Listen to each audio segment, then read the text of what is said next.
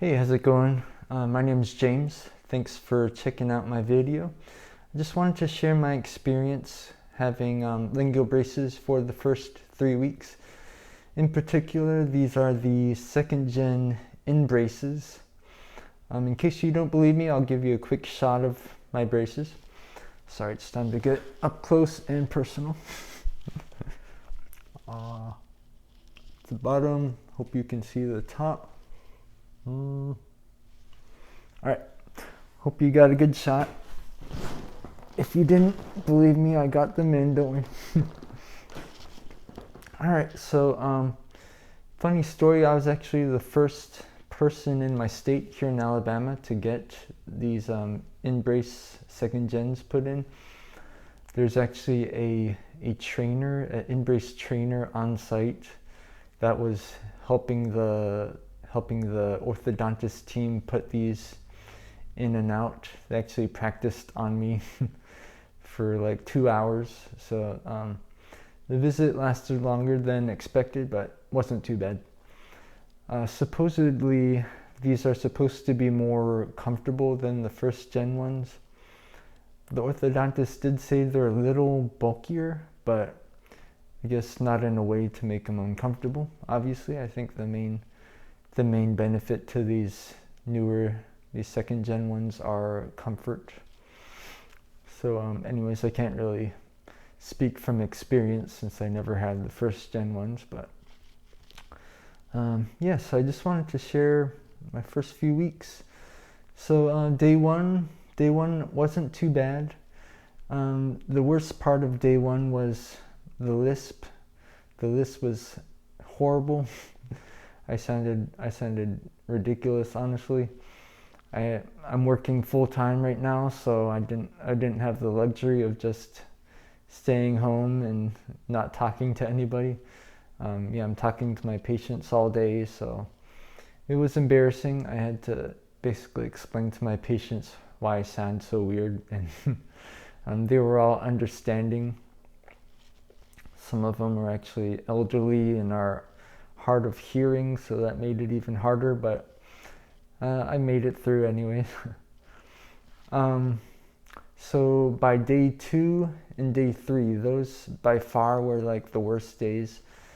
By day 2, the sores started coming up on my tongue. It made it hard to like swallow, even like swallow water was a little painful. Absolutely couldn't chew anything. Talking was painful. Just everything having to do with your tongue moving pretty much was very uncomfortable. So like day 2 and day 3 were about the same, just really hard, brutal. I was actually discouraged. I didn't know if I would be able to keep these in that long. I wasn't sure if my mouth, my tongue would ever get used to this metal. But honestly, it gets better. I don't know how. I guess the tongue adjusts calluses, maybe. I'm not sure if that's the right word. But eventually the sores go away, amazingly. I just wanted to share a few things that might help you if you're in a lot of pain right now, if you just got them in. A few things I recommend.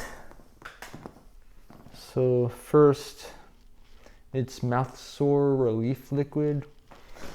This is just like the CVS brand, but this really helped a lot. I just dabbed a drop of this on the sores on my tongue. Helps to numb the pain for maybe about 30 minutes. So I used that a few times a day while I was in a ton of pain. Another thing, using this Orthodontic Wax. I got some on Amazon it's called Gum, but this has vitamin E and aloe in it. I mainly only needed to use these like on the back molars, like on the bottom, particularly the bottom back molars where my tongue is rubbing against the most. So just put a tiny bit, not even like online people recommend like a pea size, but like I recommend even smaller than a pea size. It's like if you put too much, I found that was a little uncomfortable as well. So I don't know if you can get a shot. That's about as much as I would put on. Maybe like half a pea size, honestly. But this wax worked good for me. It helped. It stayed on easily and it was easy to remove as well. So I highly recommend this wax. I'll leave links in the description if I can remember to do that, but might be helpful. Also, another thing I thought was really helpful was this little recipe I found online. Basically, you mix equal parts liquid Maalox, or this is the bargain brand, but liquid Maalox, liquid Benadryl. This is also the bargain brand. But yeah, equal parts liquid Maalox, liquid Benadryl, and water. I just put maybe about a tablespoon of each, mix it up, and just swish it around my mouth for about a minute. That just also helped relieve the pain, like maybe kind of numbed the mouth in a way. I think it also helps a little with the inflammation. So I ended up doing that like once in the morning, once in the evening. By the way, you probably notice I'm swallowing a lot. You gotta drink plenty of water when you get braces put in. Like my mouth is just always dry, so I just gotta drink plenty of water. Guess I'll do that right now.